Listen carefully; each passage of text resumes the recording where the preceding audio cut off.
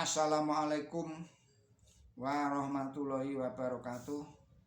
Kita lanjutkan lagi kajian kita yang ini berjudul Falsafah Islamiyah, diuraikan oleh Mirza Ghulam Ahmad dan diterjemahkan oleh Mulyono. Saudara-saudara para pemirsa Kereweng Aji channel yang berbahagia, Assalamualaikum warahmatullahi wabarakatuh. Bismillahirrahmanirrahim. Sekarang kami akan menguraikan tentang 3 tataran atau derajat keadaan hidup manusia, mulai dari yang pertama. Tetapi sebelum kami mulai, perlu kami ingatkan kembali bahwa derajat jasmani yang bersumber pada nafsu yang disebut nafsu amarah alias nafsu yang cenderung membangkang, menurut firman Tuhan Yang Maha Esa memang tidak bisa dipisahkan secara tegas dengan derajat budi pekerti, seperti 2 benda yang berbeda sama sekali. Semua kecenderungan kodrati manusia, semua keinginan dan nafsu daging manusia, Quran suci menempatkannya pada derajat badan atau jasmaniyah. Jika ini dilakukan dengan melalui pertimbangan akal, diselaraskan dengan ketentuan yang sesuai dan kemaslahatan, akan berubah menjadi sifat budi pekerti yang luhur. Pun demikian, orang tidak bisa membuat garis yang tegas antara wilayah budi pekerti dan wilayah ruhaniyah. Tetapi manusia kepindahannya dari alam budi pekerti kepada alam ruhaniyah ini apabila menghilangkan akunya, menghilangkan egoisnya di hadapan Allah Ta'ala, benar-benar suci jiwanya, sudah terputus sama sekali hubungannya dengan kenistaan dan telah bersatu dengan Tuhan Yang Maha Esa.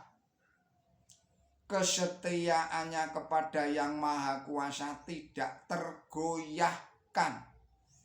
Kecintaannya kepada Tuhan Yang Maha Kuasa yang menjadikannya tanpa imbalan, kenangan. Saya ulangi lagi, ketenangan hati tidak ada bandingannya. Penyerahan dirinya secara total kepada kehendak Tuhan Yang Maha Kuasa. Orang belum pantas disebut manusia kalau derajat jasmani belum berubah menjadi derajat budi pekerti. Karena keinginan-keinginan kodratinya sama saja dengan binatang rendah, tidak ada bedanya. Saudara-saudara para pemirsa channel Kereweng Aji yang berbahagia, demikian pula kalau orang hanya memiliki sifat budi pekerti sementara waktu saja, tidak akan bisa menjadikan hidupnya rohaniyah. Karena kehalusan dan kelembutan hati, ketenteraman demikian juga tidak melakukan perbuatan yang lain. Ini hanya sifat-sifat alamiah atau kodrat. Meskipun orang rendahan yang sama sekali tidak mengenal sumber kebahagiaan, bisa memiliki sifat yang demikian tadi itu. Tidak sedikit hewan yang tidak mau melakukan perbuatan yang merugikan, yang membahayakan, dan yang merusak. Disakiti tidak mau membalas, menyakiti.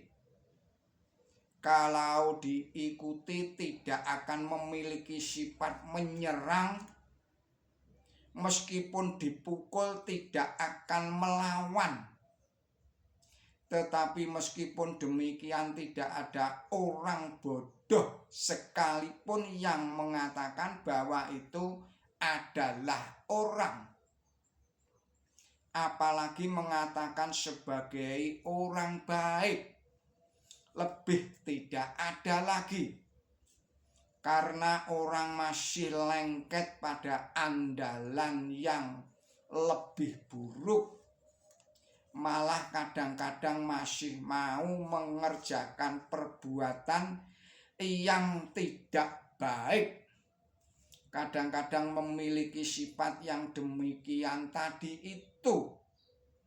Boleh jadi terjadi pada orang yang lemah lembut dan rendah hati, yang tidak sampai hati terhadap kematian kuman di lukanya, yaitu kematian kuman di lukanya sendiri, atau kutu di rambutnya, atau di pakaiannya, atau cacing yang beranak pinak di dalam usus atau perutnya sendiri. Kami mengakui kalau kehalusan dan kelemah lembutan hati bisa menjadi-jadi sampai orang tidak mau memakai minyak kasturi atau madu karena diperoleh dengan cara merusak dan membubarkan tawon. Diperolehnya kasturi dengan membunuh anak kijang dan memisahkannya dengan anaknya. Kasihan. Malah kami juga tidak menafikan adanya orang yang sayang kepada alam, hingga menghindari, tidak mau memakai mutiara atau sutra karena diperoleh dengan merusak kehidupan binatang kecil. Selanjutnya, tidak ada alasan bagi kami untuk meragukan adanya orang yang karena lemah lembut dan rendah hatinya tidak mau menggunakan lintah, malah lebih suka menderita sakit ketimbang harus membunuh binatang itu. Akhirnya kami juga mengakui juga bahwa kehalusan dan kelemah lembutan hati manusia itu bisa berkembang sehingga orang itu tidak mau minum air. Sebab minum air juga merusak kehidupan. Jadi memilih mati ketimbang membuat kerusakan hewan halus yang terdapat di dalam air tadi itu. Ini semua kami akui. Tetapi apakah ada orang yang sehat akalnya yang percaya bahwa perbuatan bodoh itu ada gunanya untuk kesempurnaan budi pekertinya, Atau apakah perlu bagi keberadaan budi pekerti?